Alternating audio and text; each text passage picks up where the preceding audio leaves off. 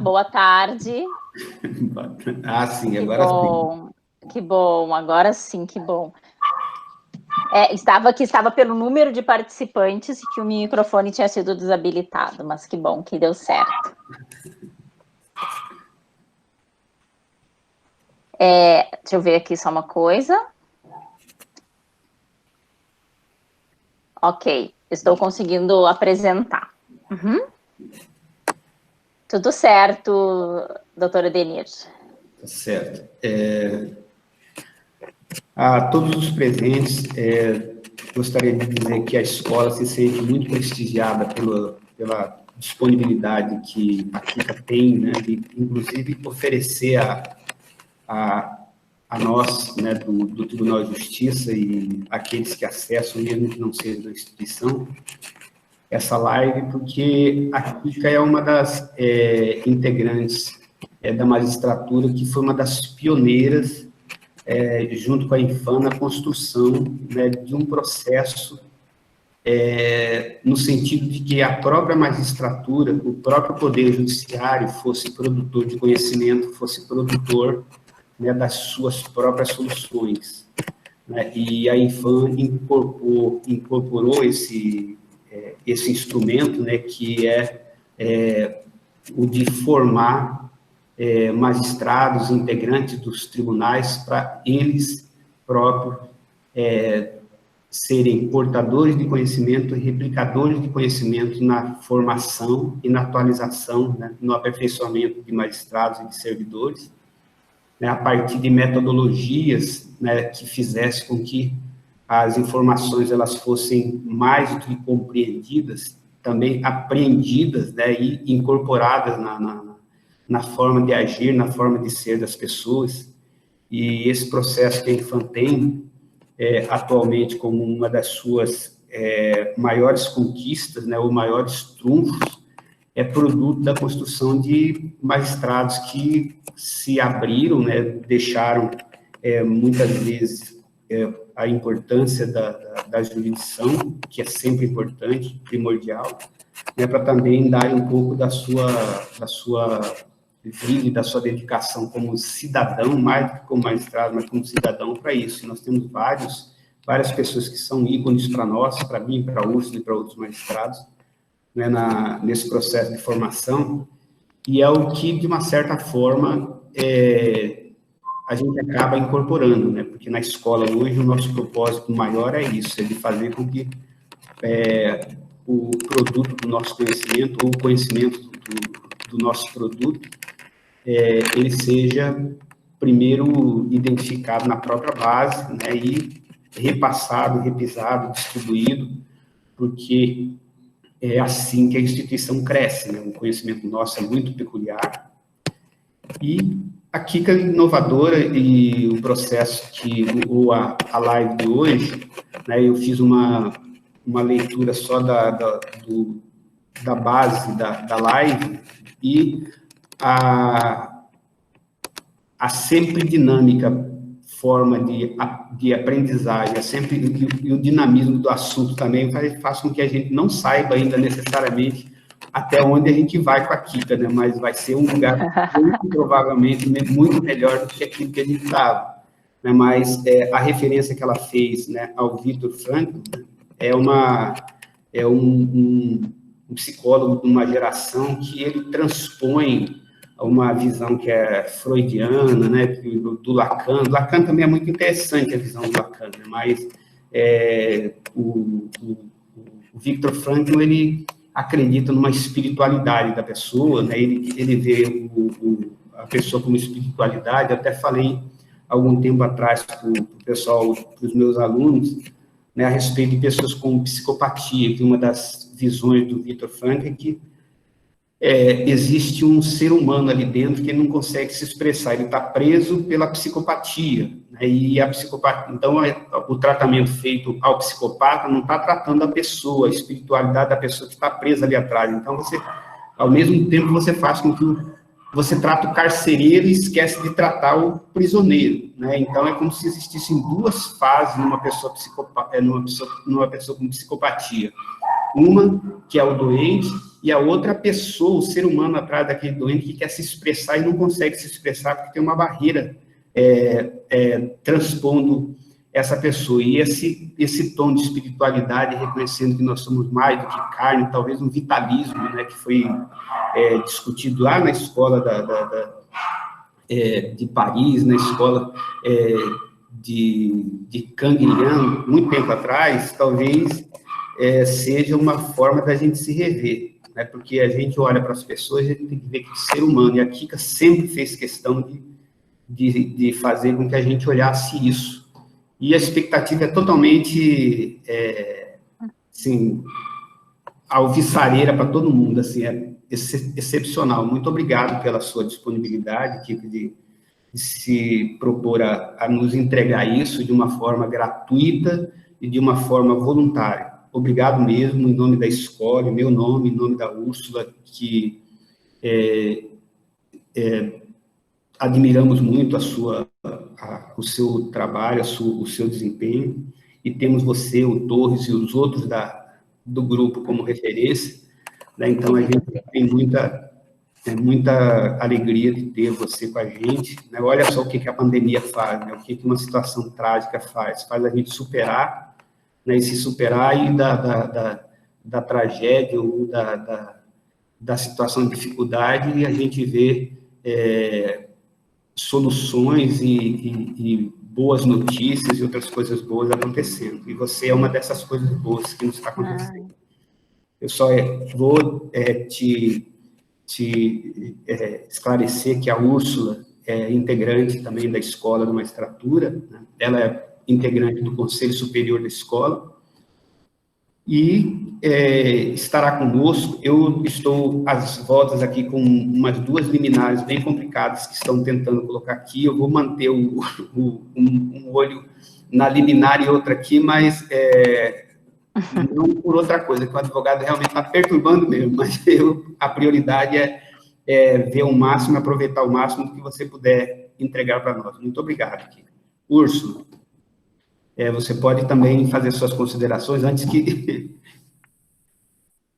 Eu só gostaria de dar as boas-vindas à Ana Cristina, que nós conhecemos ela por Kika, tá, gente? É uma pessoa maravilhosa, com uma habilidade interpessoal, e foi formadora minha e do Edenir, então nós somos extremamente suspeitos para falar dela. E quando fala em gestão de pessoas, é uma referência nacional e tem sempre muito conteúdo a nos trazer, além dessa pessoa habilidosa, maravilhosa que ela é. Então, estou aqui sedenta de ouvi-la e acrescentar sempre um tijolinho a mais. Extremamente colaboradora e cooperativa, gente, vocês não têm noção de como ela é. Muito grata, querida. Fica com Deus, a gente está bem. Querida Úrsula, gostaria de agradecer inicialmente a oportunidade de estar aqui com vocês. Já estive em Porto Velho dando aula em cursos presenciais, sou uma admiradora da escola, da estrutura de vocês, adorei a cidade de Porto Velho quando estive aí, e é uma grata satisfação que a gente possa, ainda assim, pelo meio tecnológico, estar conectados no dia de hoje. Me dirijo inicialmente, então, ao presidente do Tribunal de Justiça de Rondônia, desembargador Kiyoshi Mori, ao vice-presidente, desembargadora Maria Alva Henriques Daldegan Bueno, corregedor-geral, desembargador Valdeci Castelar Citon, ao diretor da Emeron, desembargador Miguel Mônico Neto, ao vice-diretor, meu amigo e colega Edenir Sebastião Albuquerque Rosa, a juíza Úrsula Souza, membro do conselho da Emeron, a secretária-geral Jusilene Nogueira Romanini Matiusi. E agradeço também aos servidores Ilma, Neuma e Riberval, da Escola da Magistratura de Rondônia, que também auxiliaram muito para que esse encontro fosse possível. Eu sou Ana Cristina, então, né, para quem não me conhece, meu apelido é Kika, que o Edenir e a Úrsula, né, já falaram ali. Pessoal, eu vou precisar só do meu ícone aqui para compartilhar, vamos ver. Pedi só para o Riberval para ele me ajudar a eu... agora eu vou conseguir. Isso. Pronto. Vocês estão me enxergando já, né, gente? Estão enxergando? Sim. Obrigada. Não, só vou precisar, eu vou ir mudando. Caso vocês não estejam vendo, principalmente o pessoal da TI, eu vou pedir que me auxilie. Eu estou trazendo para vocês hoje, então, o assunto proatividade em tempos de pandemia, que eu tenho feito um tour virtual no Brasil com esse tema, assim como vocês, ontem estava no Acre, antes ainda Rio Grande do Sul, Mato Grosso do Sul, Distrito Federal, foram alguns dos tribunais que apresentei essa temática, tá? Aqui trago para vocês um pouco do meu pequeno currículo, né, para que vocês possam saber. Eu sou juíza federal há 20 anos, antes de ser juíza eu fui servidora por 7 anos, então eu gostaria nesse momento de saudar de forma muito fraternal todos os meus amigos servidores e servidoras do Tribunal de Justiça de Rondônia. Eu acredito que um poder judiciário forte, ele só se faz pela união de juízes e servidores, tá? Então, a minha especial saudação aí a todos os servidores que estão conosco nesta tarde de sexta-feira. Eu trago aqui para vocês, então, o assunto da proatividade. Normalmente, professora, pois não. Você já está compartilhando o slide, não? Já, você não está enxergando nada? Não, ainda não. Tá, eu vou voltar então, vamos lá. Eu vou interromper. Ninguém está enxergando nada, pessoal? Não. Não. Tá, eu vou interromper, vou dar um ESC. Tá. Tá, agora apresentar agora. É que ele estava já pronto. Tá. E agora? Já estão começando a enxergar ou não? Daqui a pouco. Sim, isso. Úrsula. A Úrsula agora disse sim. Que sim. Tá. Agora sim. Tá. Eu agradeço, então. Às vezes acontece isso. Então, vão me dando feedback, tá, gente? Para ver. Agora já está no modo apresentação? Está sim. Sim. Muito obrigada. Então, é proatividade em tempos de pandemia, o assunto. Eu trago aqui um pequeno currículo meu, como eu dizia, que eu sou juíza federal aqui em Porto Alegre. E, alô? Estão me ouvindo, né, pessoal? Alô? Sim, estamos. Sim. Tá bem, tá ótimo. Tá ótimo. Qualquer coisa me interrompam.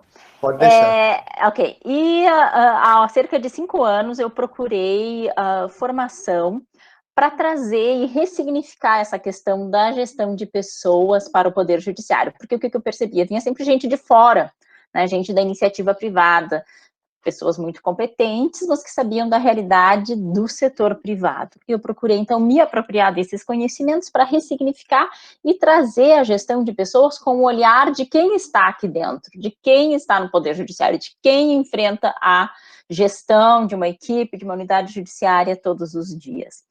E desde lá vem dando formações, né, e agora, semana passada eu tive a alegria de fazer a publicação do meu primeiro livro, fruto dos meus estudos de doutorado, que é Gestão de Pessoas no Setor Público, que foi publicado aí pela editora Alteridade, né, depois, se vocês quiserem, eu posso compartilhar aqui a obra, para quem tiver interesse pelo tema. E eu trago aqui para vocês hoje o tema proatividade. Normalmente, nos cursos da Infam, quando nós trabalhamos um assunto, a gente gosta muito de fazer essa dinâmica do brainstorming. E nos cursos presenciais eu costumo perguntar para os alunos, gente, proatividade. Aqui os microfones estão fechados, vocês não poderão acessar, né? Mas quando a gente pensa, cada um vai fazendo aí essa reflexão. Quando a gente pensa em proatividade, o que vem à cabeça de vocês?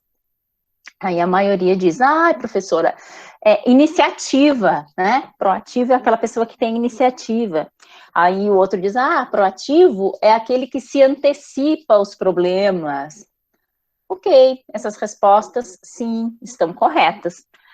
Ao final dessa apresentação, vocês sairão ainda com uma ideia mais abrangente sobre o que significa realmente proatividade. A base teórica que eu trago para vocês no dia de hoje está aqui, neste livro 7 Hábitos das Pessoas Altamente Eficazes, de Stephen Covey. O Stephen Covey coloca como primeiro hábito das pessoas altamente eficazes justamente a proatividade. Vejam, então, a importância que ele coloca aí. E aí eu faço essa pergunta, essa provocação a todos vocês. Será que a visão que nós temos de nós mesmos, ela é limitada pelas opiniões, imagens e paradigmas das pessoas à nossa volta? Será que nós permitimos que os rótulos que os outros nos colocam, determinem quem nós somos? Quando dizem, olha, mas isso é tão simples, como você não consegue entender? Você não vai vencer nunca. Você é desse jeito mesmo. Será que nós permitimos que essas circunstâncias externas, que essas pessoas determinem o nosso destino? Falando nisso, eu trago para vocês aqui 3 mapas sociais que são as teorias do determinismo. Vejam aqui. Existe o determinismo genético. Sabe o que é o determinismo genético? É assim, ó. Quando dizem para vocês, sabe esse seu mau humor crônico? Isso está nos seus genes. O seu avô era igualzinho, era bem desse jeito. Por isso, você é assim. Não é culpa sua, é culpa dos seus genes, afinal. Existe o determinismo psíquico, que diz que nós somos resultado das nossas vivências na primeira infância, do modo como o pai e a mãe nos trataram, a pessoa que nos criou. Essas vivências da infância foram definitivas, foram determinantes para formar a pessoa que nós somos hoje. Ainda o determinismo social ou ambiental, que diz que nós somos resultado do ambiente onde nós vivemos. Você é desse jeito? Na verdade, porque é brasileiro. Não, você é desse jeito por conta do seu marido, da sua esposa. Você é assim por conta dos seus filhos, adolescentes, respondões. Olha, você é desse jeito por culpa da cúpula do tribunal. Ou da cúpula do poder judiciário. Então, são teorias que procuram explicar, então, quem nós somos, as circunstâncias que nós vivemos, determinadas por circunstâncias externas. E a teoria que eu vou apresentar para vocês hoje é do psiquiatra alemão Viktor Frankl. E esse senhor que vocês enxergam aí na tela, ele viveu um dos momentos mais trágicos da história da humanidade. Viktor Frankl foi vítima dos campos de concentração da Alemanha nazista. E lá, nesse lugar repleto de tragédia, de morte por todos os lados, Viktor viu morrer nas câmaras de gás seu pai, a sua mãe, o seu irmão e a sua esposa. E embebido no meio de toda essa tristeza, foi lá, exatamente nesse lugar, que Viktor criou a teoria da proatividade que nós vamos estudar hoje. Viktor descobriu que entre o estímulo e a resposta existe a liberdade de escolha, a qual ele chamou de a última das liberdades. E Victor percebeu, então, que nós poderíamos decidir todas as coisas que iriam nos afetar. Que muito mais do que os fatos em si, o que nos fere é a forma como nós permitimos que eles nos atinjam. Porque o reativo é assim, diante de um estímulo, traz imediatamente a resposta. E Victor percebeu que poderia ser diferente. Então, apesar de todo aquele cenário de tragédia, Victor começou a se imaginar em outro cenário. Victor começou a se imaginar já saindo de lá, dando aula para os seus alunos nas universidades, ensinando a eles toda a sabedoria que ele tinha coletado naquele tempo de bastante sofrimento. Com esse dom da autoconsciência, Victor se transportava daquele cenário para outro. E Victor começou a ficar amigo dos guardas que atendiam ele no campo de concentração. E sim, Victor foi um sobrevivente da Segunda Guerra Mundial. E trouxe para a gente a teoria da proatividade. Proatividade tem muito a ver com responsabilidade. Vejam aí essa palavra que nós temos na tela. Está vendo? Ah, você pode dizer sim, eu já vi essa palavra muitas vezes. A única diferença é que ela está numa placa agora. O convite que eu tenho a fazer para você hoje é que faça uma nova leitura desta palavra. Responsabilidade é a habilidade de dar a sua resposta aos fatos. Qual tem sido a sua resposta diante dos fatos? Diante da pandemia, diante dos desafios, que nós sabemos são crescentes. Responsabilidade. Sabem por quê? Porque o reativo é assim. Nos dias em que está nublado, em que está frio, né? Isso acontece mais aqui no sul, né? De estar frio, essa experiência vocês não têm tanto, mas quando não está bem do jeito que ele gosta, ele fica cabisbaixo, vitimizado. Mas aí, quando está um sol bem lindo e ele é uma pessoa solar, ele fica feliz. A pessoa reativa, se alguém eleva um pouco o tom de voz com ela se sente tão mal, fica muito, muito sentida. Mas aí se elogiam, aí sim a pessoa fica satisfeita. Compreendem? O reativo é aquela pessoa que guia a sua vida pelos estímulos externos. Já o proativo, ao contrário, ele não precisa de sol lá fora. Sabem por quê? Porque ele carrega o sol dentro de si. Faça chuva ou faça sol, o proativo vai fazer de tudo para realizar um bom trabalho, para cultivar os bons valores e para fazer o seu melhor pelas pessoas à sua volta. Assim é a mente proativa. O segredo principal da mente proativa é subordinar um impulso a um valor.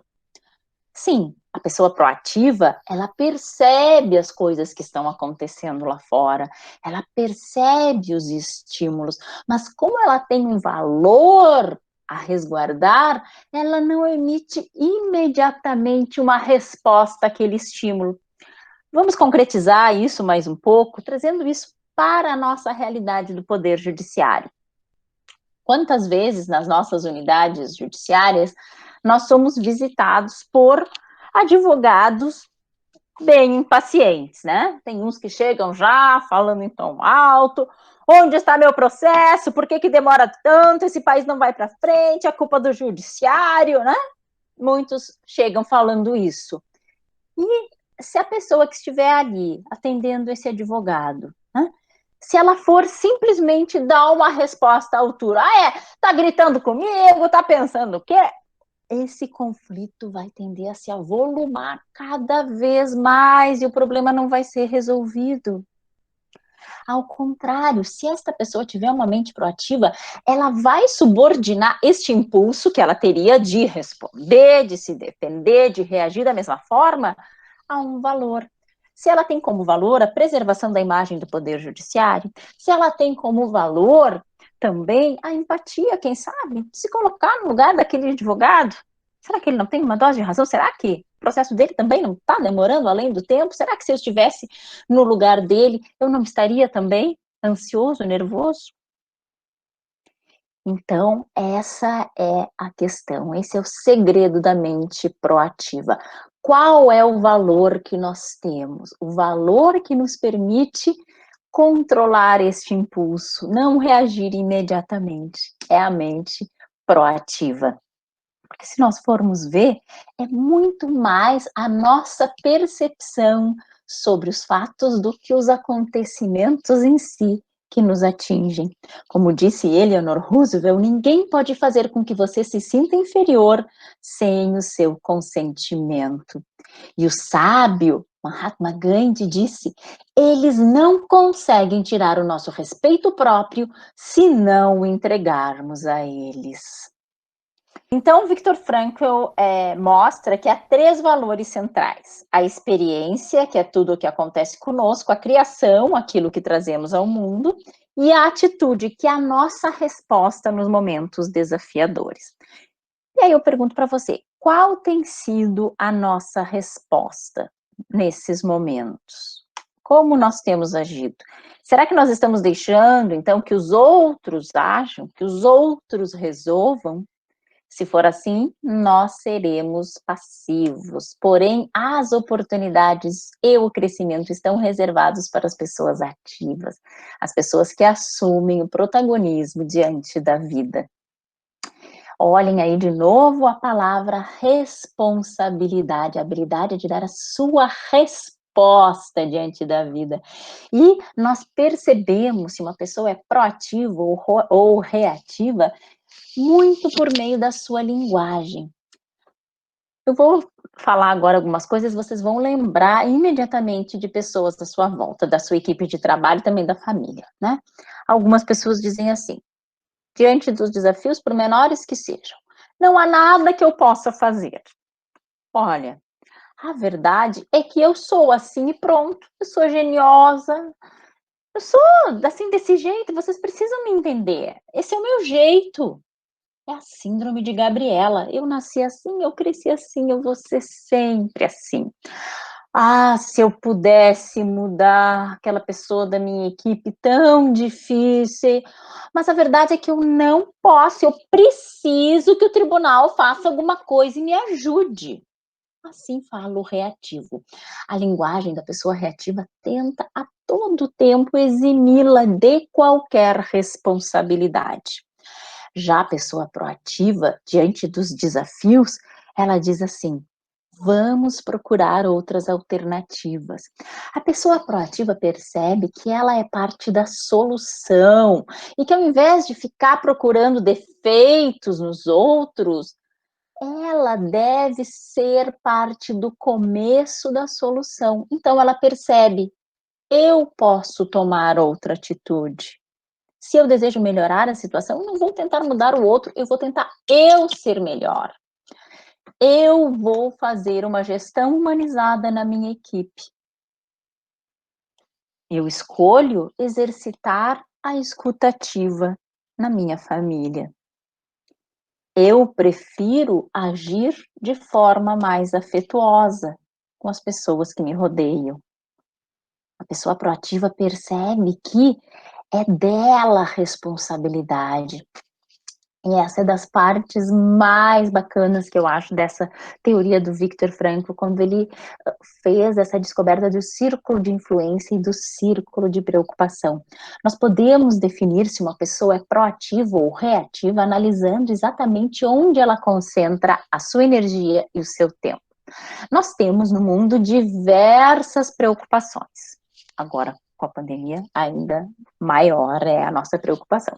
Nós nos preocupamos, né, com a nossa saúde, com a saúde das pessoas ao nosso redor, nós nos preocupamos quando que a vacina virá, se ela será eficaz, se todos terão acesso.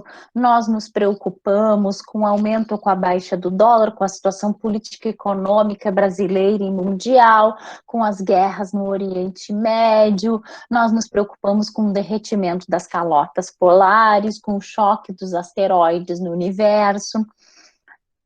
Todas essas preocupações nós temos em mente, mas nós precisamos perceber que muitas dessas preocupações estão ali, no círculo de preocupações. Muitas dessas questões estão no círculo de preocupação. O que significa isso?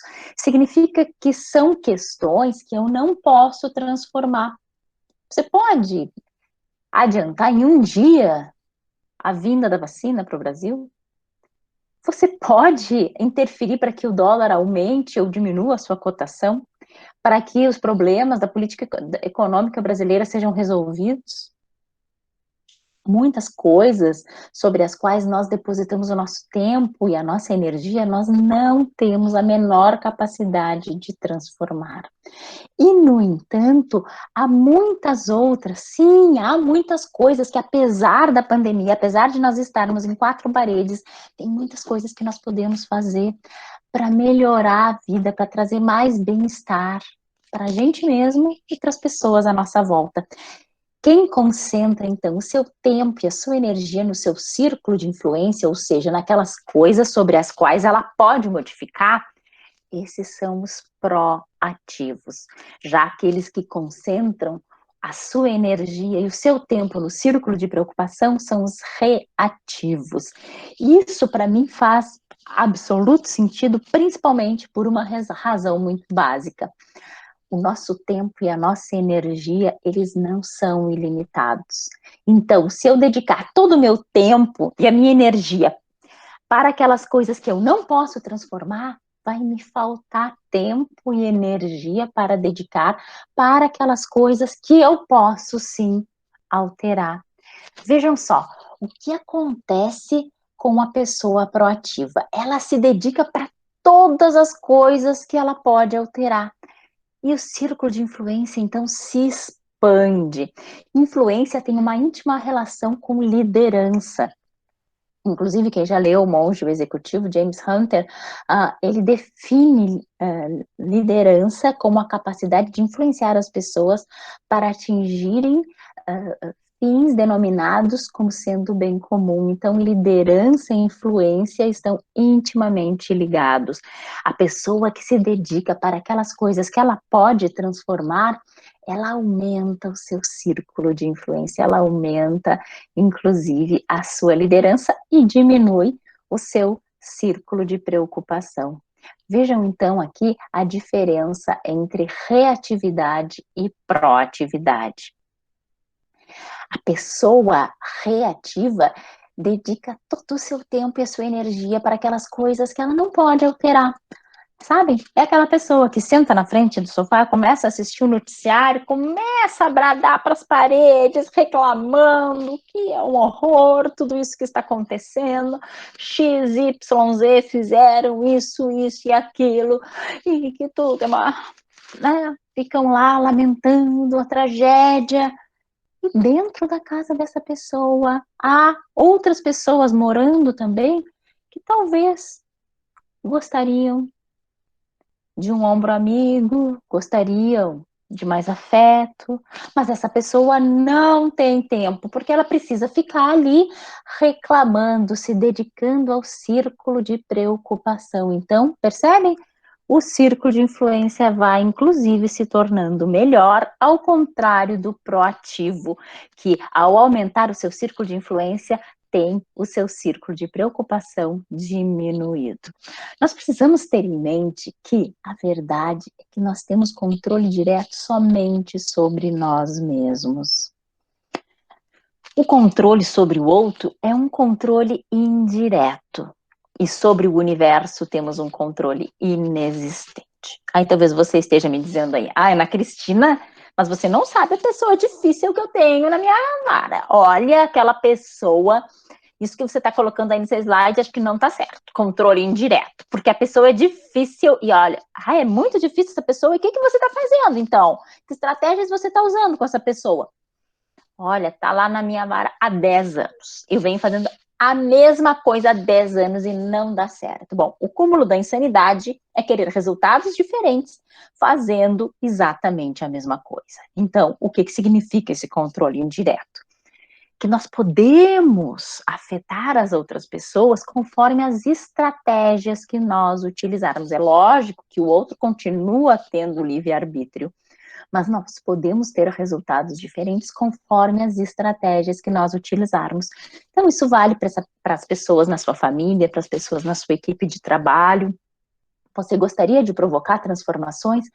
Pense se você está utilizando a estratégia correta. E precisamos ter em mente também que há coisas que acontecem no mundo que não têm a menor interferência nossa. Nós precisamos, isso é consolador saber isso, né? Que há coisas que nós não iremos modificar. Vejam só que sábia essa oração. Senhor, dê-me serenidade para aceitar as coisas que não posso modificar. Coragem para modificar as que posso. E sabedoria para reconhecer a diferença entre elas. Isso no Poder Judiciário nós temos muito também, né? Nós vivemos um poder público bastante hierarquizado e há determinadas coisas que nós precisamos, sim, aceitar.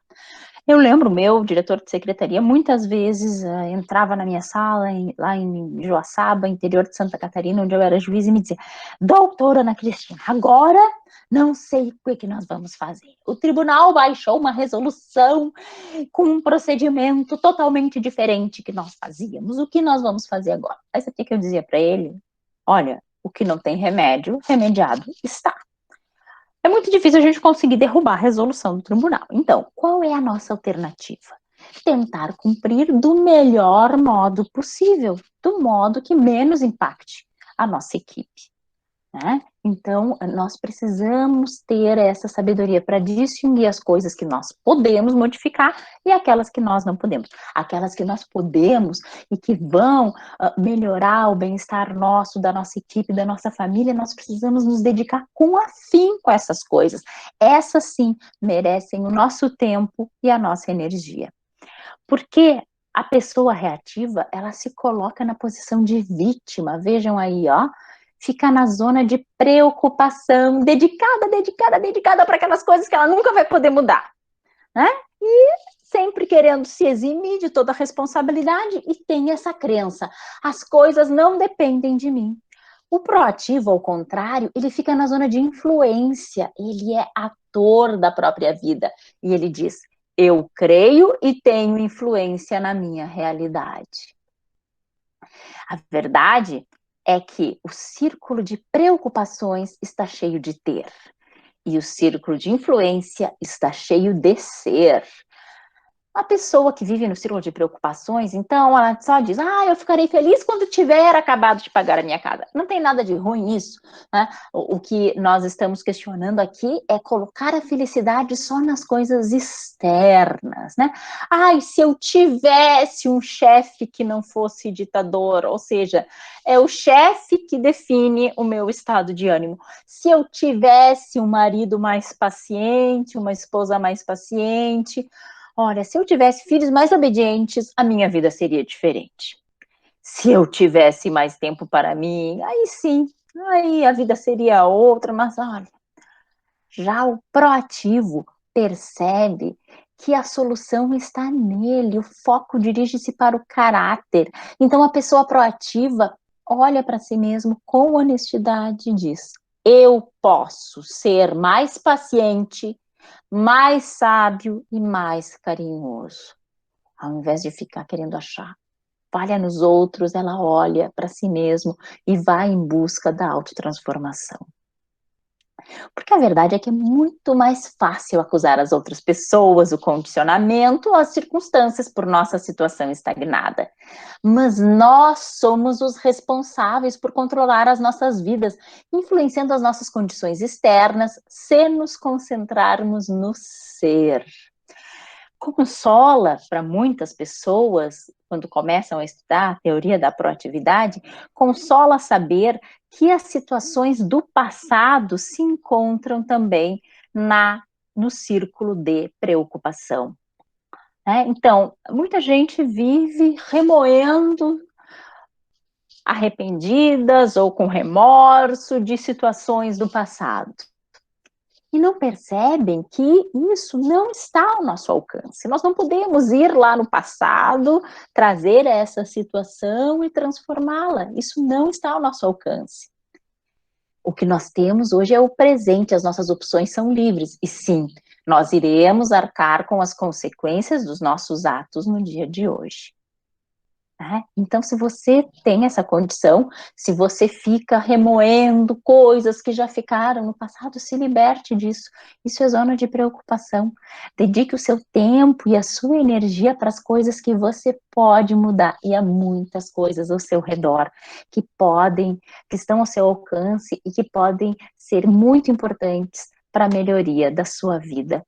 E por mais que a gente tente, por mais que a gente se dedique, que a gente se envolva em processos de autoaperfeiçoamento, nós iremos sempre e sempre errar, porque nós somos humanos. Nos cursos de gestão de pessoas, eu tenho trabalhado bastante isso, e a Úrsula aí é minha colega, tutora também, nos cursos em EAD da Infam, né, Úrsula? E nós temos trabalhado muito essa questão do erro, né? Isso é fundamental. A gente vem falando muito sobre essa questão de inovação nos tribunais, diversos tribunais estão lançando laboratórios de inovação, e nós só podemos ter um ambiente aberto à inovação se esse ambiente for igualmente tolerante ao erro. Pense em todas as maiores descobertas da humanidade, todas elas foram antecedidas de muitas tentativas e erros. Isso vale para a nossa equipe também. Então, muitas vezes vem um servidor, entra no meu gabinete, doutora Ana, aquela minuta que eu fiz, olha, eu não botei, o tribunal mudou de entendimento, eu não botei a jurisprudência atualizada, e agora, ai, você fez isso, e o que você estava fazendo quando estava fazendo, me ajudando a elaborar a minuta? Doutora, eu estava trabalhando. Bom, só erra quem faz. Sabe qual é a pessoa que nunca vai errar na sua equipe? Aquela que não faz nada. Aquele que fica de braços cruzados, ó, só bebendo cafezinho a tarde toda na justiça ou em tempos de pandemia na sua própria casa. O máximo que ele vai conseguir vai ser derramar cafezinho no seu computador. Quem está trabalhando está sujeito, sim, ao erro. É importante que a gente saiba lidar bem com ele. Há um remédio para qualquer tipo de erro: reconhecê-lo instantaneamente, corrigi-lo e aprender com ele. Isso transforma o fracasso em sucesso. Deixar de reconhecer o engano, de corrigi-lo, de aprender a lição nele contida, é um erro de outro tipo, levando a pessoa ao caminho da autocomplacência. E agora uma chamada especial às minhas amigas, as mulheres, juízas e servidoras. Nos cursos, em EAD presenciais também, quando a gente trata essa parte do erro, o que eu tenho ouvido muito das mulheres é o seguinte: não, Ana Cristina, eu tolero. Ok, isso tudo que você falou, assina embaixo, acho super bacana, a gente tem que tolerar o erro dos outros. Se o meu servidor erra, tá tudo certo. Mas sabe o que eu não suporto? Quando eu erro, né? Então, eu queria dar esse chamado especial para as mulheres, para ver quanto peso a gente está carregando nos ombros. Nós estamos carregando o peso da perfeição, e nós não somos, ninguém é. Então, não é só perdoar os outros, é perdoar a si mesmo. Isso também vai aliviar bastante a nossa carga. E o convite que eu faço para você hoje é que você possa assumir um compromisso com você mesmo. Eu não sei qual é o seu objetivo. Pode ser que seja acabar de ler um livro, fazer um curso, pode ser que seja melhorar o seu relacionamento em casa, com seu marido, esposa, filhos, pode ser uma reeducação alimentar, pode ser começar a fazer um exercício, começar a meditar, aprimorar sua prática espiritual, eu não sei qual é, mas tenha objetivos e seja fiel a eles. Isso dá um senso de integridade muito grande, quando a gente coloca um objetivo e nós conseguimos cumpri-lo. E que nos próximos 30 dias nós possamos, de fato, ser mais proativos. Sempre que você for invadido por alguma preocupação, pare e faça essa pergunta interiormente. Isso está ao meu alcance? Isso eu posso transformar? Eu posso mudar? Conforme Samuel Johnson, a fonte do contentamento precisa jorrar na mente. E aquele que possui um conhecimento tão pequeno da natureza humana, a ponto de buscar a felicidade transformando qualquer coisa, mas não a sua própria disposição, desperdiçará a vida em esforços infrutíferos. Então, esse convite muito forte ao autoconhecimento, ao autoaperfeiçoamento. Nós nos dedicamos a tantas coisas, dedicamos a saber outras línguas, outras ciências, e muitas vezes morremos desconhecidos para nós mesmos. A única pessoa que nós temos certeza que ficará conosco até o nosso último suspiro será nós mesmos. E quem é essa pessoa? Você sabe? Quais são as angústias, quais são os pontos fortes, quais são as dificuldades dessa pessoa? Sempre é tempo, né?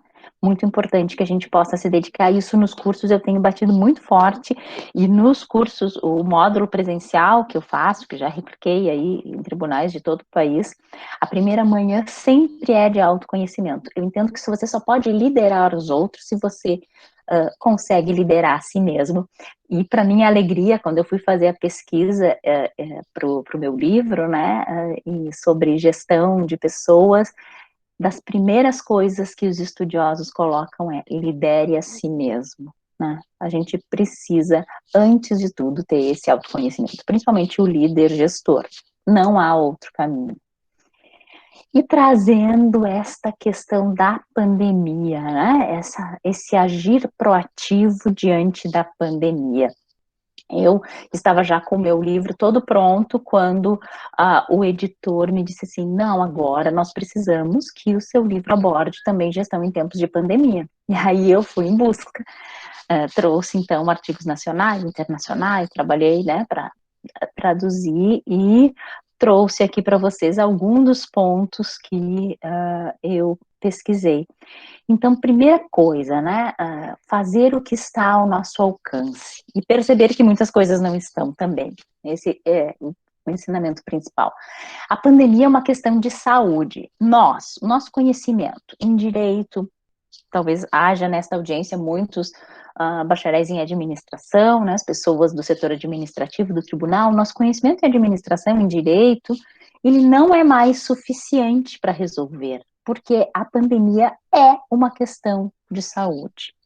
Então, nós precisamos buscar informações com as pessoas da área técnica da saúde, né? E os tribunais têm feito isso. Então, todos os tribunais têm um setor de saúde consultando esse setor. E agora? É tempo de retornar ao trabalho presencial? Não é? Quais são os cuidados? Quais são as orientações? Analisar as possibilidades atuais. As possibilidades atuais, e aí, da nossa instituição macro, e eu falo também da sua unidade judiciária, seja ela jurisdicional ou administrativa. Onde você está com a sua equipe? Né? Que pontos fortes você já trabalhou? O que você poderia trabalhar mais, apesar do distanciamento, né? Agora, depois que começou a pandemia, muitos colegas vieram me dizer: bom, então, Ana Cristina, acho que a gestão de pessoas nem vai ser mais necessária agora, cada um trabalhando na sua casa. Ao contrário, a gestão de pessoas ficou ainda mais relevante, porque nós precisamos manter vivo esse fio invisível que une a todos os integrantes. Como? Há muitos meios. A tecnologia nos traz aqui diversos instrumentos, seja por meio das reuniões do Zoom, do WhatsApp, mas o importante é permanecer conectado e não ligado somente às estatísticas que aquela pessoa pode produzir, mas a situação humana. Como é que será que os integrantes da sua equipe estão, né? Que dificuldades estão passando? O que cada um poderia fazer para ajudar o outro? essa pandemia, ela exige realmente uma atuação diferente. A pandemia do coronavírus, né? Pode ser que outras pandemias exijam outras coisas. Esta exige distanciamento e utilização de máscaras.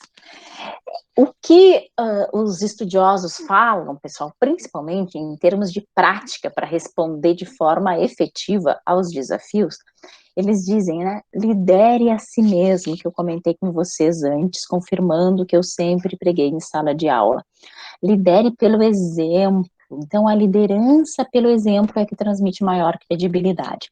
Não adianta você dizer para a sua equipe, olha, pessoal, nós precisamos ser gentis. Se você é extremamente rude com todos, você não vai convencer ninguém. Haja de forma rápida e decisiva. Principalmente aí os gestores macros, eles serão, em alguns momentos, provocados a tomar decisões. E nós vivemos uma realidade de muitas incertezas, como nunca, né? Nós não sabemos, né, o que vai acontecer, como a realidade está sendo transformada, quais são os últimos passos. Então, nós precisamos trabalhar com, que é o próximo aqui que ele diz, né, trabalhe com os dados que possui, né, decida no meio da incerteza com os dados que possui. Né? Nós não podemos ficar esperando que os dados se consolidem, que a realidade mude. Reconheça quando estiver errado. Olhem que interessante também essa questão do erro que a gente vinha trabalhando muito, endossada pelos estudiosos da administração. Nesse mundo de incertezas, o líder gestor não vai saber tudo. Então, é importante que ele possa olhar para si mesmo com humildade, que ele possa perceber, realmente nisso eu não estava correto. Conecte-se com a sociedade. Mais do que nunca é necessário se conectar com a sociedade. Nós, que somos poder público, essa conexão, ela precisa ser não só com relação àqueles a quem nós prestamos o serviço público, jurisdicionados, né, partes, advogados, mas também aos mais carentes, aos mais vulneráveis. Eu tenho visto aí nos tribunais pelo Brasil todos inúmeras iniciativas se multiplicando de ações voluntárias, tantas coisas bonitas, né? Aqui no Rio Grande do Sul, a Associação dos Juízes Federais está fazendo, né, nas suas próprias casas, a gente faz marmitas para as pessoas em situação de vulnerabilidade. A gente sabe que tem muita gente sofrendo e, apesar de tudo, nós ainda estamos numa situação mais preservada. Cada um pode fazer, né? Então, de diferentes formas. Esses dias eu vi na televisão uma outra iniciativa assim que eu fiquei muito comovida, de adolescentes falando com pessoas idosas que estavam sozinhas nas suas casas, e aí uma senhorinha com depressão disse que esperava todos os dias pelo telefonema daquela adolescente que ligava e dizia, vó fulana, como vai? Como a senhora tem passado? Né? Então as pessoas precisam de uma palavra. Isso você pode fazer sem tirar nem um centavo do bolso. Será que tem algum idoso, alguma idosa na sua família que não gostaria também dessa palavra? Algum vizinho no seu prédio que esteja precisando que você possa levar ou trazer as compras? Um líder precisa ajudar e aceitar ser ajudado.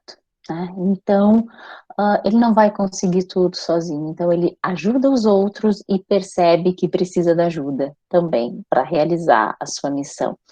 Essa organização em uma rede de times já é algo bastante conhecido no mundo da administração, mas vem sendo pouco usado ainda nas organizações, né? Então, quando a situação é muito complexa, nós conseguimos uma maior velocidade na tomada de decisões se nós nos dividimos em grupos de trabalho e cada grupo trabalha profundamente em uma situação, depois nós unimos as conclusões. Isso é trabalhar em redes de times. Então, talvez aí para os macro gestores isso faça mais sentido.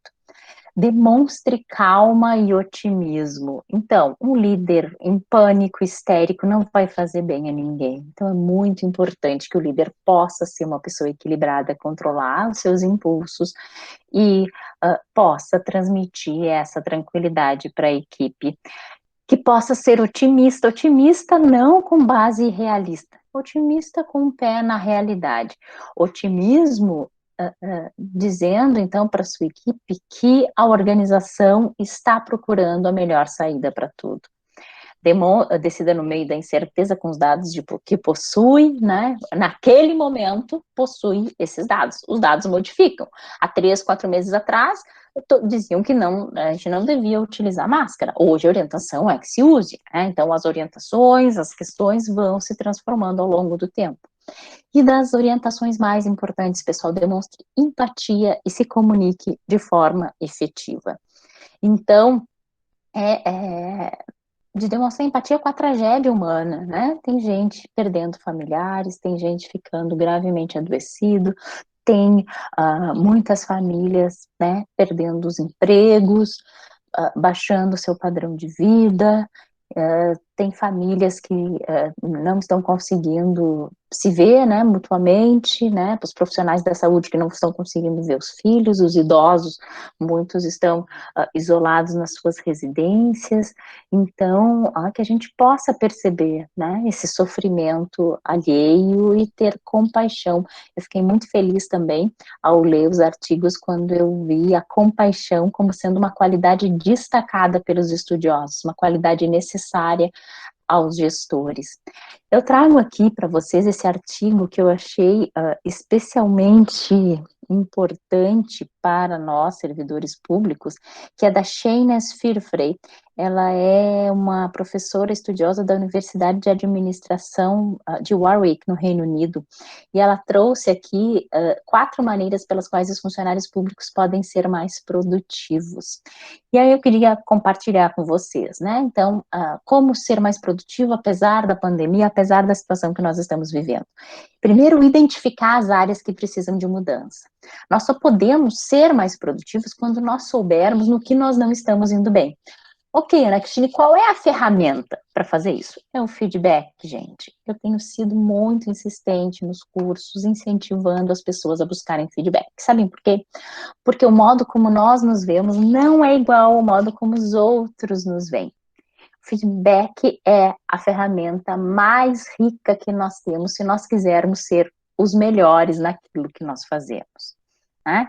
Então, no curso EAD, a Úrsula sabe bem, que é tutora também, nós incentivamos os colegas a perguntarem para os seus colaboradores: como eu tenho sido como gestor? No que eu poderia melhorar? No início dá um pouco de luto, né? Porque às vezes a gente não gosta de ouvir as verdades. Mas, gente, nós só podemos melhorar se nós soubermos no que nós não andamos bem, não é verdade? Então, isso é muito importante. Priorizar as tarefas. A gente está envolvido, às vezes, com muitas coisas ao mesmo tempo, então nós precisamos dar um grau de prioridade para cada coisa. Isso organiza e melhora a nossa produtividade. Construa habilidades pessoais. Achei o máximo ela colocar essa parte. Isso significa que as habilidades técnicas não tenham mais importância? Claro que não, as habilidades técnicas continuam tendo importância, mas eu diria para vocês que as definitivas são as pessoais ainda, porque conhecimento e técnica você adquire, né? A Márcia Luz, que é uma das minhas mentoras aí no desenvolvimento humano, para a iniciativa privada, ela costuma dizer que você é admitido para um trabalho pela sua habilidade técnica e você é demitido pela falta de habilidade pessoal. Hoje, mais do que nunca, é importante que nós tenhamos a habilidade de trabalhar em grupo, que a gente saiba exercer a escutativa, que a gente seja tolerante, flexível. Isso é fundamental, né? Ninguém mais trabalha sozinho. E essa construção de habilidades pessoais tem a ver com o autoconhecimento. E isso vai ser muito importante para que a nossa equipe possa realmente decolar. E lide com as emoções. Claro que nos últimos tempos a gente anda mais sensível, mais angustiado, e nós precisamos lidar com essas emoções, e ela dá essa dica específica aos gestores, que o próprio gestor precisa cuidar, né, da sua saúde, do seu equilíbrio, inclusive das suas pausas. Eu, conversando com servidores aí de todo o Brasil, muitos dizem: Ana Cristina, agora, depois da pandemia, acontece que eu trabalho das 7 da manhã às 11 da noite, sem parar, com o laptop na minha frente, e aí a pessoa já estava assim, quase surtando, né? Então, nós precisamos fazer as nossas pausas. A Shainas diz que é justamente nessas pausas que nós fazemos a recuperação da nossa capacidade emocional e cognitiva, justamente para que no dia seguinte nós possamos solucionar os desafios mais complexos. Isso auxilia na nossa criatividade, na restauração do nosso equilíbrio. Então, se antes o funcionário, o servidor, o executivo perfeito era aquele que trabalhava, né, 16, 20 horas por dia, nossa, esse era o máximo. Hoje, o melhor é aquele que tem equilíbrio, né? Aquele que goza de saúde física e mental. E eu digo muito para os juízes e servidores para quem eu dou aula, é como se a nossa vida fosse um bolo. A justiça, o trabalho, é uma fatia do bolo. Mas o nosso bolo tem várias outras fatias.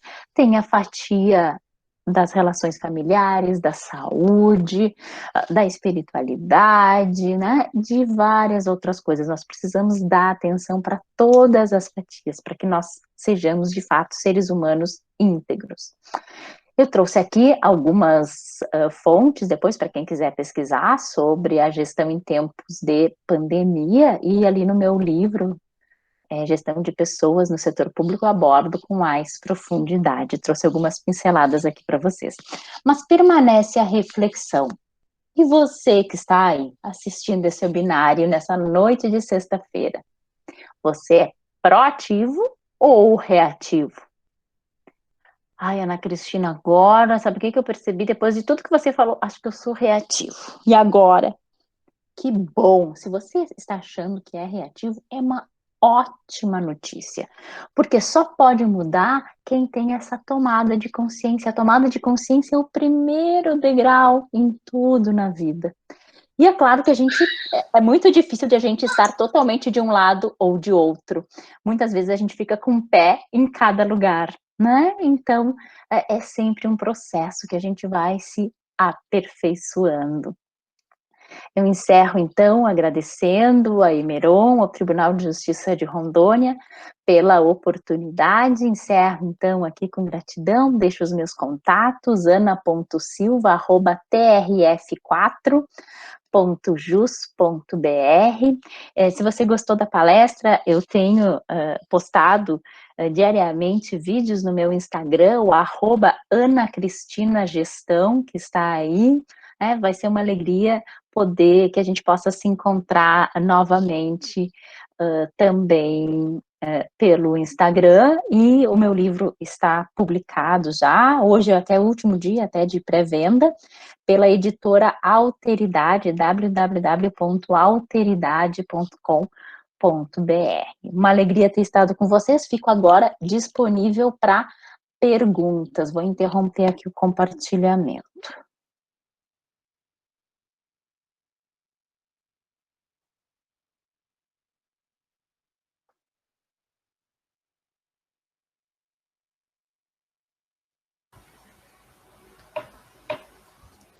Os interessados em fazer pergunta podem abrir o microfone e fazer a pergunta para a doutora Ana. Fiquem à vontade.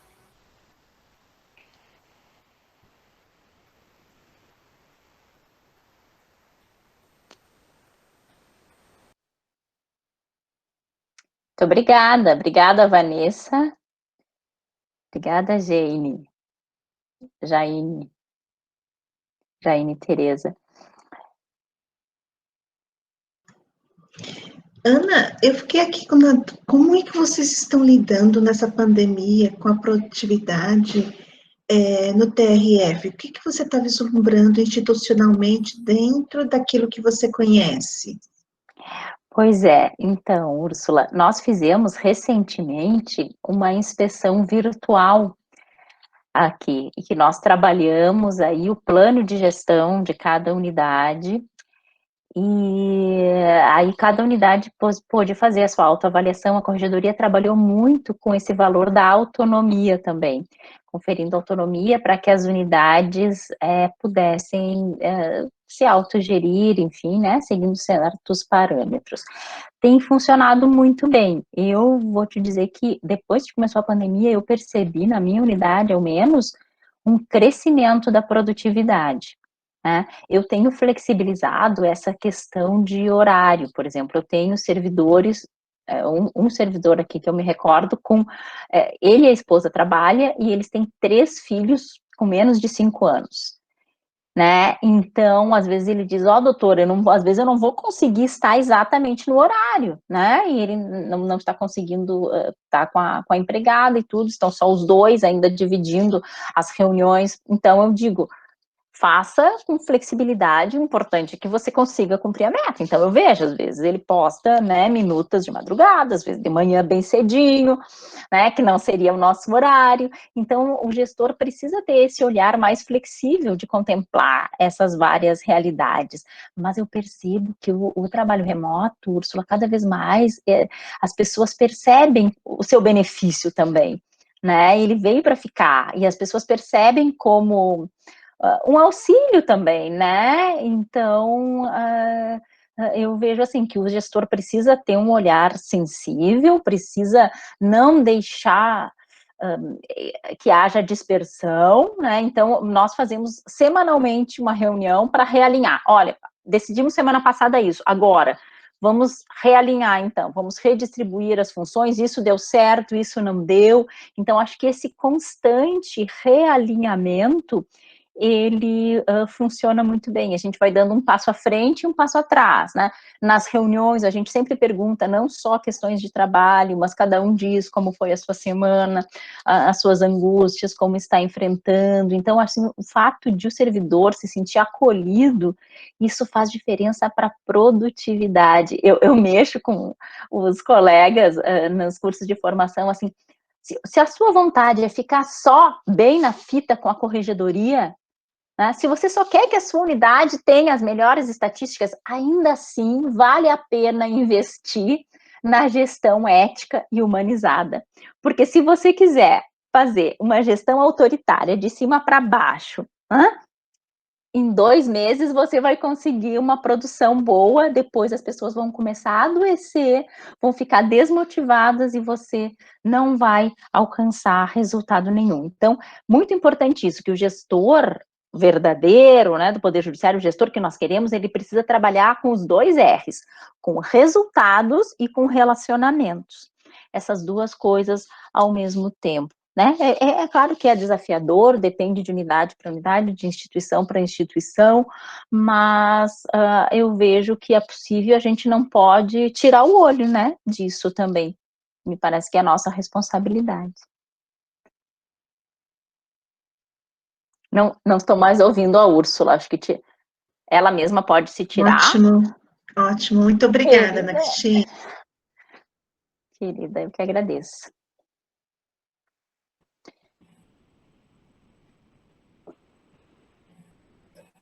Edenir.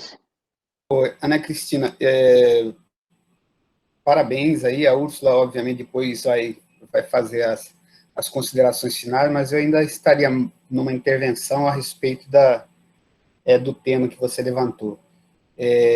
Geralmente, nós percebemos uma sensação nas instituições de não pertencimento, né, por uma situação de uma expectativa de que o seu papel ele seja reconhecido, e geralmente isso não acontece, né? E vem muitas das falas, né, de resignação, tipo, a minha empresa não me valoriza, o tribunal não me valoriza, ou o meu chefe não me valoriza, né? Isso não é só na instituição pública, na instituição privada também tive uma respectiva a sorte, né, de o destino me dar uma carreira fora do Poder Judiciário nessa área de pessoal.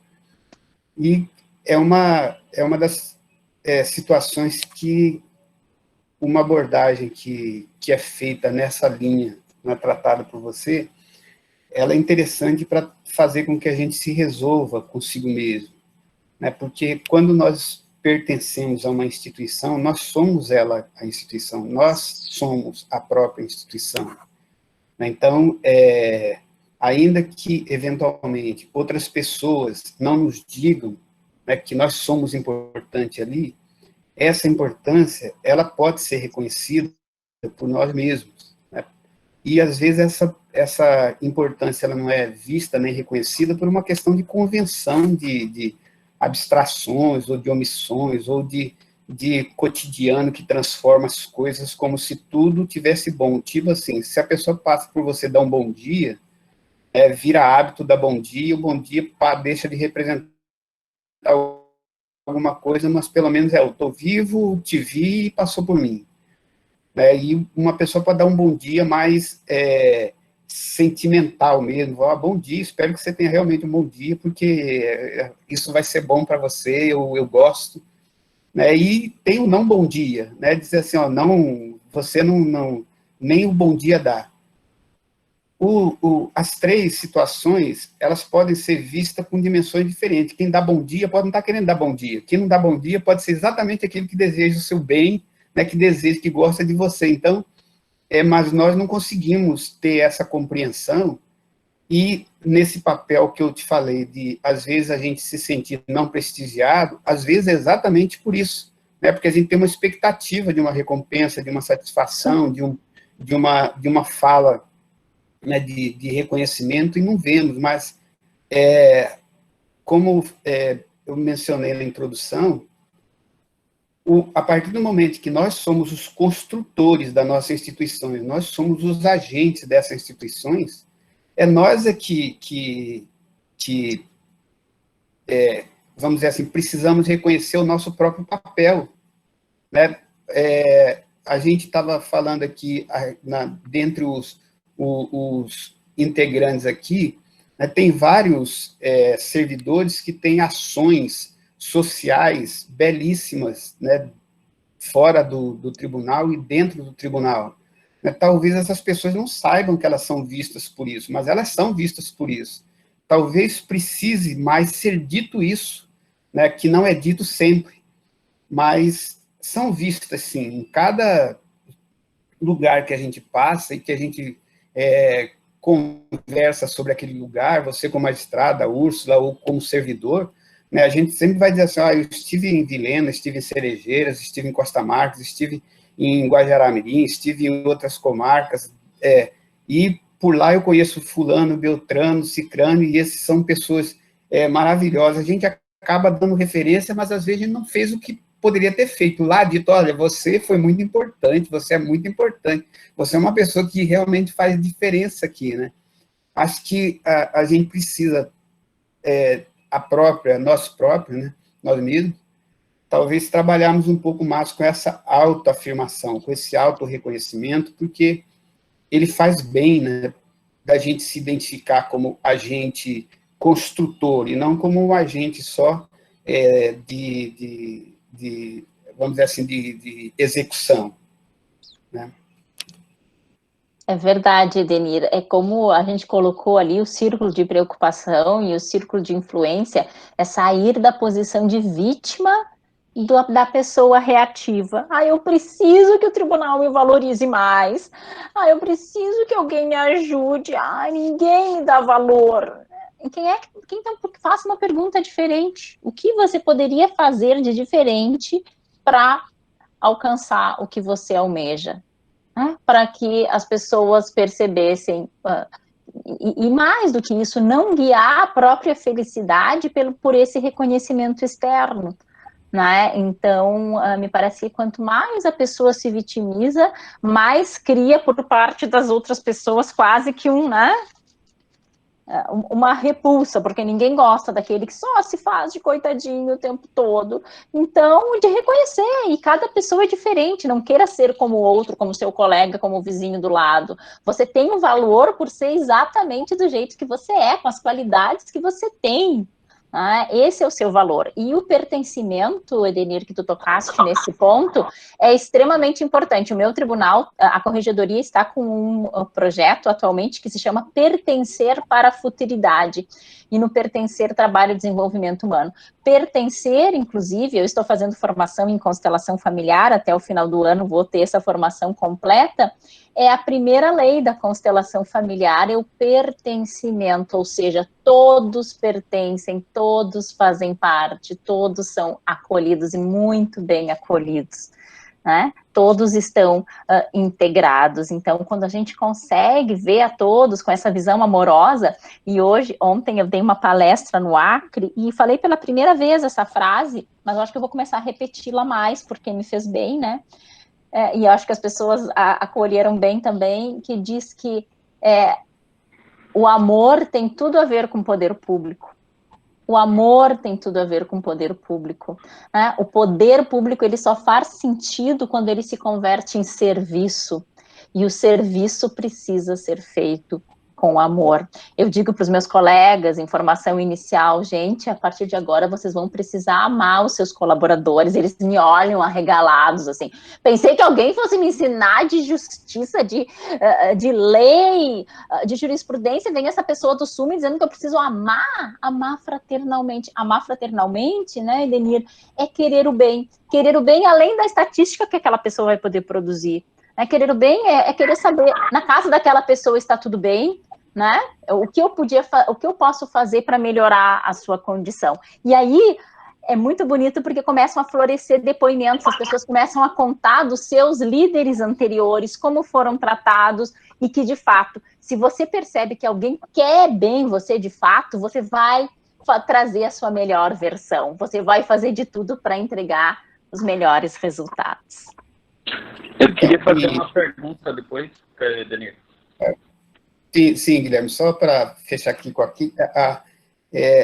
a situação dessa autossatisfação, ela não é necessariamente entregar alguma coisa sua para o outro, né? É entregar alguma coisa sua para você mesmo, né? Porque às vezes pensa assim, não, mas por que eu tenho que fazer isso para ser reconhecido pelo outro? Não, a situação não é do outro, você não está entregando nada para o outro, você está entregando para você. O Bertrand Russell, né, tem um elogio ao ócio, né, que assim, você elogiar o ócio, como assim você elogiar o ócio, a ociosidade, ou não fazer nada?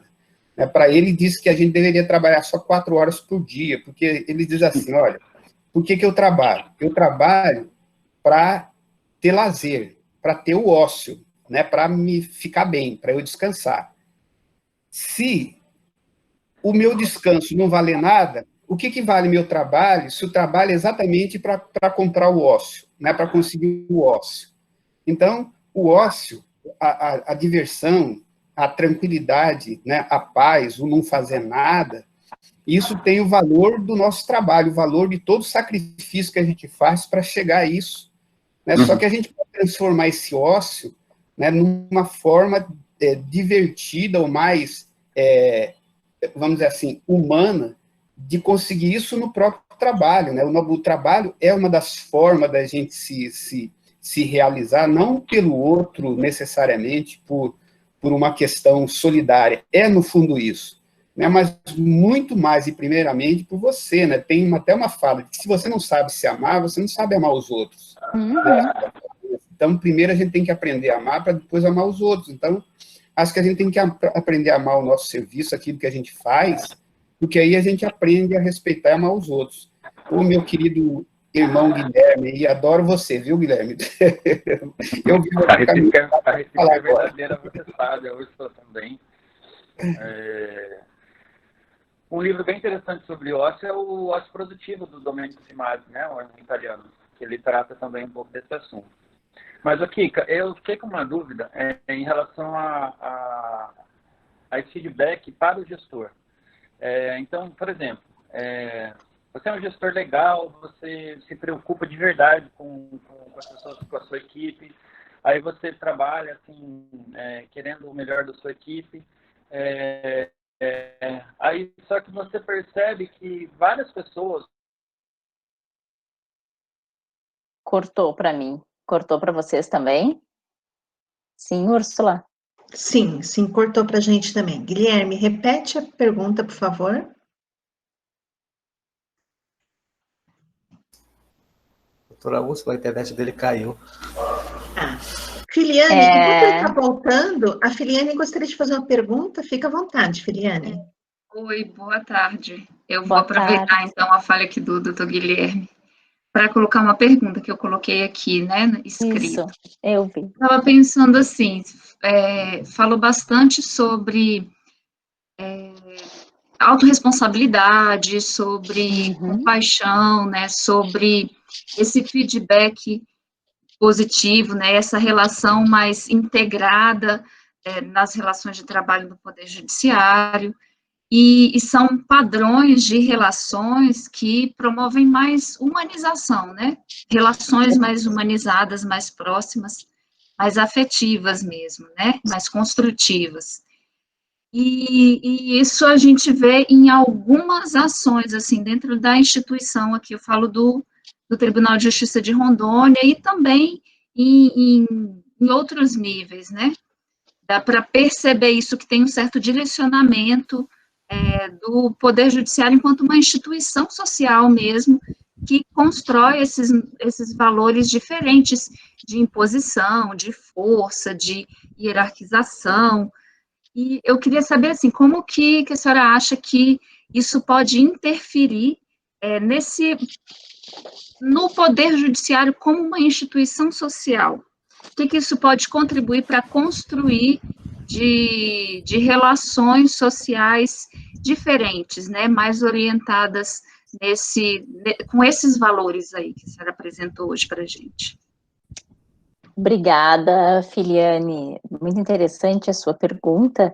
E, de fato, a nossa grande luta, a nossa bandeira é por um judiciário mais humanizado e mais produtivo. E eu acredito que o nosso poder judiciário ele só poderá ser transformado à medida que nós formos transformados, porque as pessoas é que fazem uma instituição. A instituição não são os prédios, não é o computador, não são os títulos. A instituição são as pessoas, e no caso do Poder Judiciário são os juízes e servidores. E sim, essas práticas, se levadas a sério, né, se tornadas hábitos, se tornarem, se penetrarem de fato na cultura da organização, elas podem promover transformações enormes. Não só transformações em termos de relação, mas transformações em termos de produtividade, transformações em termos de entrega ao cidadão, porque eu sempre comento isso, né, nos cursos. Eu sou, né, contratada para ir para um determinado tribunal, fica 2 dias dando curso. Eu preciso que esse trabalho impacte lá no cidadão, né? Esse é o nosso cliente, esse é a quem nós servimos, a sociedade.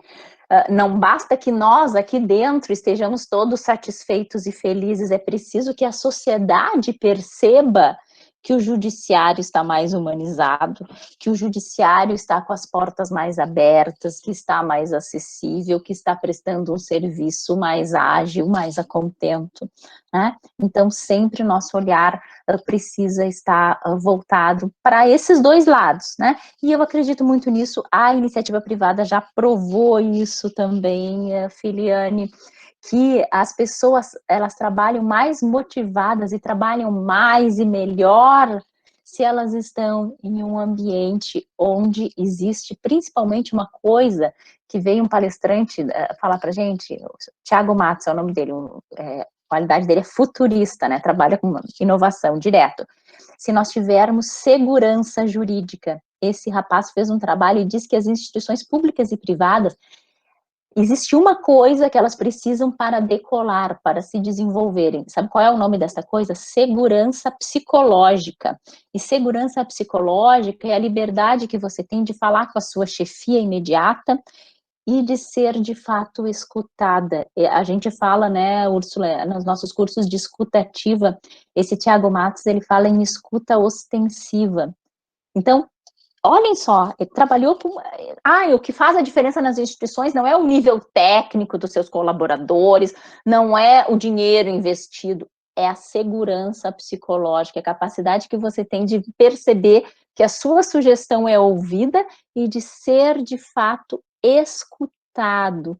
Então, isso sim, para o Poder Judiciário, pode também fazer a total diferença, se nós conseguirmos implantar essa cultura. E, Filiane, está na minha mão, está na sua, da Úrsula, do doutor Edenir, da Laudeni, da Cecília, da Maria de Fátima, da Neuza, está nas mãos de todos nós, né? Porque nós somos o poder judiciário, ele não está fora, ele está dentro de nós. Muito obrigada. Doutor Guilherme conseguiu voltar, será, pessoal, em Edenir? Não conseguiu contato com ele por WhatsApp? Ainda não consegui contato com ele, eu acho que pode ser o celular dele, mas vou tentar de novo. E outra coisa que eu só queria colocar assim rapidamente, que eu achei muito interessante nesses estudos desses últimos artigos falando sobre pandemia, que numa crise emergencial a maior qualidade de um gestor é a experiência. Mas numa crise cheia de inovações, de incertezas como essa que nós estamos vivendo agora, sabem qual é a maior qualidade de um gestor? O caráter. Isso dito por especialistas em administração. Olhem que interessante, né? Esses valores essenciais vindo à tona e nos guiando. Pois não, Úrsula, desculpe. Não, Kika, eu estava aqui refletindo sobre tudo que você pontuou questões até de autoconhecimento, né? Porque nós somos muito mais reativos, às vezes, do que proativos, né? E essa autoanálise é muito pertinente para que nós, a partir daí, a gente se olhe e se observe, né, nesse caminho. E essa preocupação que eu observo na pergunta da Filiane, e aí eu gostaria até de trazer um pouco mais para a gente conversar, porque quando a gente está falando de humanização, e você bem pontuou, quem tem que sentir que o judiciário está mais humanizado é o jurisdicionado, né? Então, esse trabalho de humanização, de sensibilização, porque quando toda a nossa parte, todo o nosso estudo da área jurídica, em nenhum momento falou-se de gestão, em nenhum momento nós estudamos pessoas, e quando vemos ao Poder Judiciário, o maior choque dos magistrados é ter que trabalhar com gestão. Ter que trabalhar com ouvir o outro, compreender as dificuldades pelo qual está passando, os direitos que estão sendo violados, que ele está buscando sanar dentro do judiciário, né? E essa visão que você traz, ela olha também para o próprio gestor, para a própria pessoa, para cada servidor, né? Uhum. E essas ferramentas são muito importantes para a gente fazer esse link diferenciado de onde nós estamos, para onde nós estamos indo, né? Só gostaria de pontuar isso, depois mais tarde eu venho falar um pouquinho mais. Não, é verdade. E a Úrsula fala com muita experiência, porque nós temos sido muitas vezes parceiras, né, Úrsula, no mesmo tribunal, contratadas cada uma por uma turma, tutoras dos cursos de gestão de pessoas, e nesses cursos nós temos essa atividade em específico, que é ali na terceira unidade, quando a gente trata de comunicação, e que muitos colegas entram em choque, né, quando precisam pedir um feedback. Eu lembro que tem um desembargador do meu tribunal que ele diz, olha, o juiz é uma pessoa que nunca recebe feedback. Ele pode contar a piada mais infeliz do mundo. Se ele está numa rodinha, todos os servidores em volta vão dar risada. Então, dificilmente recebe feedback da corregedoria. Então, nós não sabemos como nós estamos indo, pessoal, e isso é extremamente perigoso. Nós podemos estar errando feio sem saber, de forma totalmente inocente. Por isso a gente precisa dessa ferramenta, que às vezes a gente tem medo, é um certo desconforto de saber os meus pontos falhos, mas é muito necessário. Depois que a gente percebe assim, o valor e que a gente consegue realmente evoluir, depois disso, isso dá uma satisfação tremenda. Então, eu estimulo, entusiasmo cada uma a buscar esse feedback. Não só no trabalho, na sua casa também, né? Pergunte que pontos você poderia melhorar. Acho que você vai ouvir muita coisa bacana aí. Mais alguma pergunta, gente? Acho que o doutor Guilherme ainda não conseguiu entrar. Qualquer coisa depois, pode passar o meu e-mail, o contato, viu, Úrsula? Tá ótimo. Que eu fico à Gente, disposição. sim. Eu gostaria de aproveitar o momento, Kika, se você permitir. Com Dia certeza. 30 de junho, às 18 horas, gente, nós teremos um bate-papo sobre as vivências LGBT aqui no Google Meet, tá? Nós vamos conversar com vários servidores para a gente falar um pouco sobre esse perfil humanizado, inclusivo, que o judiciário tem que ter nessa perspectiva que também a Kika traz para a gente, de pertencimento, de inclusão, e como é que nós estamos ligando, como é que as pessoas estão nos olhando, né, se nós estamos sendo realmente afirmativos nessa concepção de direitos, como é que nossos colegas lidam com isso? É muito, eu acho, uma discussão, um debate também muito pertinente para a Casa do Poder Judiciário, né? Ainda mais para a Casa do Poder Judiciário. Então, Com convido a todos para a gente estar junto também, conversando sobre a temática. Obrigada, Kika. Desculpa. Que bacana. Não, maravilhoso. Parabéns aí ao tribunal. E se me permitem só uma última fala, então, eu gostaria de fazer um convite a cada um, a cada uma, que pudessem conservar no seu coração a gratidão. Né? No momento que a gente fica conectada com essa energia maravilhosa da gratidão, nós estamos conectados com o presente, e é impossível ser grato e sentir medo ao mesmo tempo. É impossível ser grato e sentir raiva ao mesmo tempo. Então, por mais adversa que seja a situação que você vem enfrentando atualmente, você tem um teto sobre a sua cabeça, você tem uma cama para dormir, você tem uma casa com água encanada, você tem acesso à tecnologia, né? Você amanheceu e conseguiu respirar, né? Coisa que está sendo difícil para muitos brasileiros atualmente. Nós temos muitos motivos para ser gratos, então que a gente possa se conectar com essa energia da gratidão. Acabo, então, também rendendo toda a minha gratidão a vocês e trazendo aqui mais uma vez o convite. Vai ser uma alegria poder reencontrar cada um e cada uma lá no meu Instagram, no @AnaCristinaGestão, né?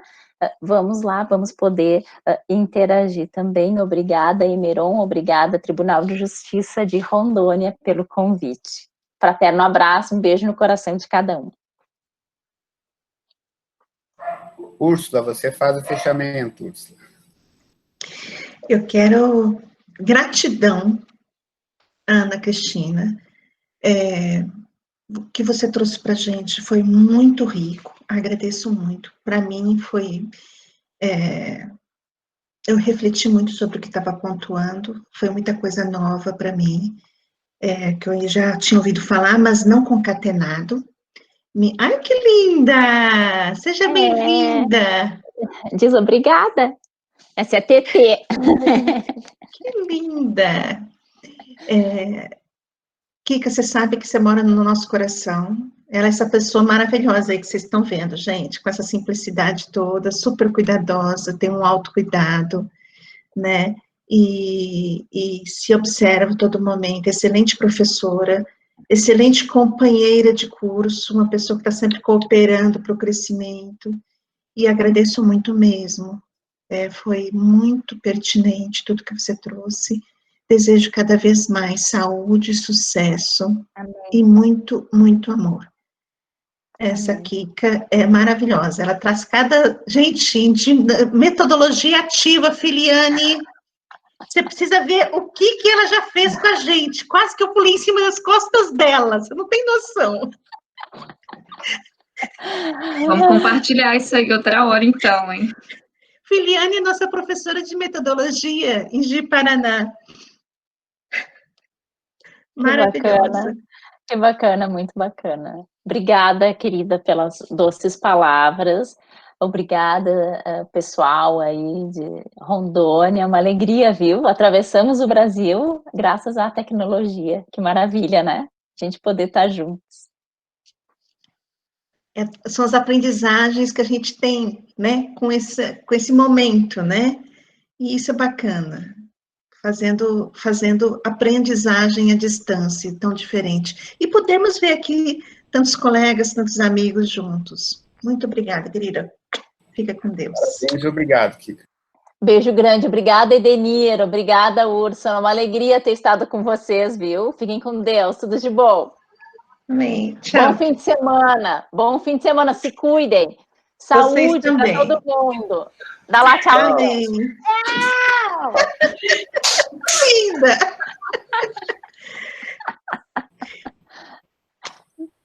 Beijo grande. Beijo. Obrigada, Ilma, obrigada, Riberval, a equipe que ficou de suporte da escola, foram tão cuidadosos fazendo o teste antes. Obrigada por todo o suporte. Beijo grande, obrigada, Riberval, obrigada, Ilma. São maravilhosos mesmo. Tchau, Kika, linda tua mocinha, parabéns. Obrigada, muito obrigada, sou suspeita, né? Beijo. Beijo. Vou ter que concordar.